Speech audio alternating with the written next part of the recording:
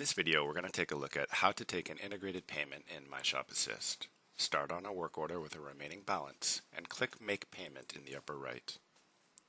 For payment method, choose credit card and you'll see some additional options appear.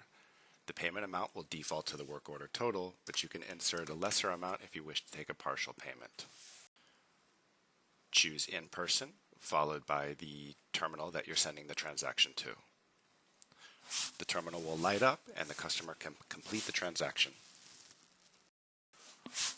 Once the transaction is complete, you'll get a confirmation dialog box that shows the details of the payment together with the signature and the remaining balance. Close this screen, and to print out a receipt, click Print and Print Preview.